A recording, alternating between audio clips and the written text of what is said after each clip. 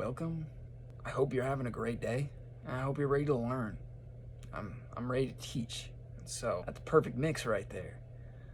So today we're just gonna kind of go over some of the super simple, super basic, super easy to get you started with your photo editing. Now, there are a lot of different concepts, a lot of different opinions, a lot of different tools, photo editing. I am not going to cover every single thing right now. I'm going to cover bits and pieces, and as I edit photos, you'll start to be like, oh, well, this kind of makes sense here, like if I'm doing a portraiture for someone's pet, but it didn't make sense if I did something like this for a one-point perspective. Speaking of one-point perspective, we're now dealing with a one-point perspective. So I really like this image. I took it down in Chicago. One of the great things about this photo is I've got my highlights very clearly up here, some nice shadows right in here. And so what that's able to do is show kind of some ways that we're going to use light to even out our image. And so exposure and contrast, if I'm trying to get an overall image cleared out, probably not going to really use it. And I'm not going to use auto because that defeats the whole purpose of having the tool. Now, if I had 900 photos I'm trying to get through, say if I have a client who's like, hey, I need you to do 50 of these portraits and they're all kind of shot the exact same way, you could probably get away with doing it auto. I mean, you get paid for it. You might as well do it kind of quick so that way you can keep going. But, you know, if I'm doing one and I'm trying to make it really good, what's the point of using auto when I personally have skill? So I guess if you don't have skill, it's whatever. That's understanding. But the point is to gain skill and gain knowledge, and gain understanding of tools and tips. So for this, primarily, we're going to be using, we can get a little bit of highlights out of here. So if we want to kind of show you a little bit of why highlights are important, I mean, that's just a terrible photo right there. Obviously, if I get rid of the J, it's too bright up here. And it looks like you're almost got to squint when you're looking at it, and it's super blank.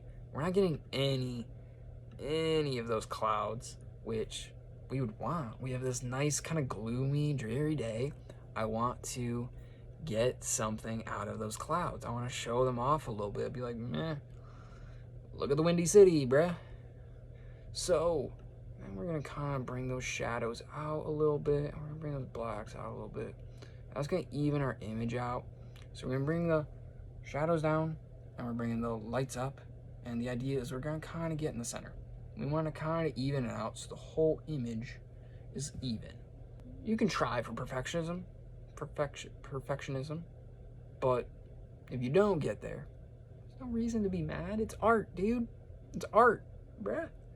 So we're going to bring them highlights down just a little bit because I want to get a little bit more of that cloud in there. You're kind of seeing the little different pieces of it. Kind of looks nice, and we're obviously getting kind of blown out right here. But we're not clipping, though, so that's important.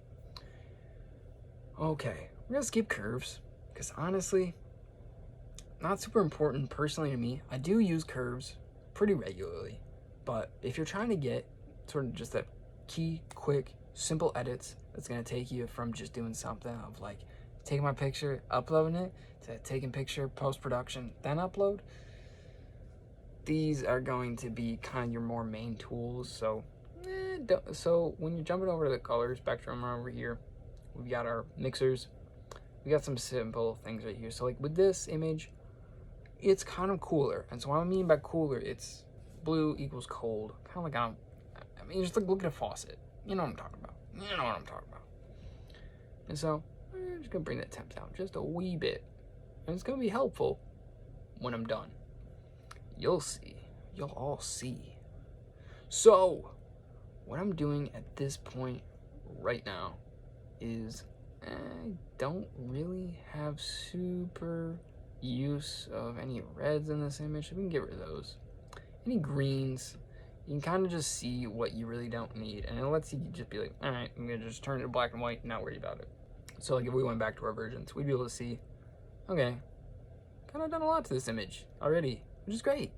that means we've done something. With this, we kind of have an opportunity to be like, oh, do I want it to be really purple? It's going to be really the type of emotion. I tend to drift towards using super strong cyans and blues, and I like getting some deep oranges in there as well, because I'm just I'm a goober for some cinematic work. And so what I'm gonna go ahead and do, I'm gonna mess with saturation just a tad bit, and I'm gonna bring out that luminance. So luminance is kind of an interesting tool. It's gonna be specifically changing the highlights and the shadows within a specific color, is the best way I can explain it. So with that, I feel like maybe I can bring this. So I have this really nice orange streak right here. All my other colors kind of simple, faded, but it really opens up an opportunity to have a really nice bright piece of the image, kind of draw your eye from the bottom to the center, or from the center to the bottom, depending on how you look. And you always want to make sure, even though if you're looking, like, this is where I'm focusing right now, as you can see, but as you're changing stuff, you want to make sure that the rest of your image is not changing to the same extent. I'm not going to cover how to fix that for each, like, doing parts and sections for your photo right now. What I'm trying to do is make it super simple. I'm trying to teach this in a way that's through experience and watching me, oh, what's my process, how am I thinking? Less about the actual, oh, it needs to look exactly like this, because that's going to slow you down and waste your time. Oh, if you don't edit like so-and-so, then you're crummy. Nah. It's all different. Everyone's got their own opinions. Everyone's got their own ways of adding in little sprinkles here and there that are nice. So, kind of along with the curves, I'm not really going to get too much into grading right now. I'm sure that's a whole video I could just hop into, and I have a lot of really awesome images that can really express why grading would be important. So we're going to skip that a little bit. We're going to jump over here. So vignette is fun. I like adding a lot. You know, not every image needs it. Why would this photo specifically need a little bit of vignetting? Because we're using a one-point perspective. We want someone to tunnel vision in on our image and look at, you know, the center. I mean, yes, there's so many different parts of this image that have really nice, cool details to it. A little bit of vignette. It just adds that just a little bit of shadow, just a little bit of extra detail that's gonna make it so the corners kind of come in here just a little bit darker. And so with that, we're now actually able to see just a little bit, and kind of adds a little bit more to our cloud cover. It's kind of rounding it out a little bit.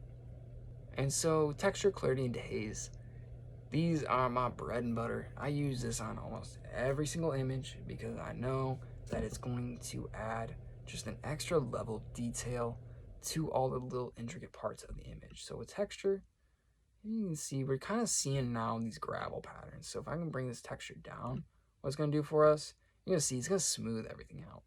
Everything's going to look like you're almost looking through a dirty pair of glasses, which might be useful if you're kind of trying to get a dreamy sort of appearance of maybe on some clouds and you're masking it out. Okay, so I'm going to jump back to texture.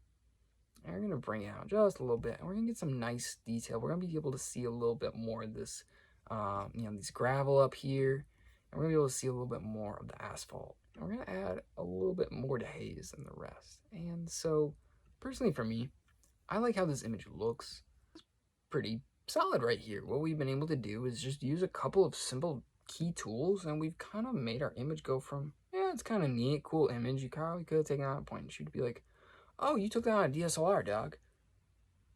How long did it really take me without explaining? Not too long. And I think that's good for us.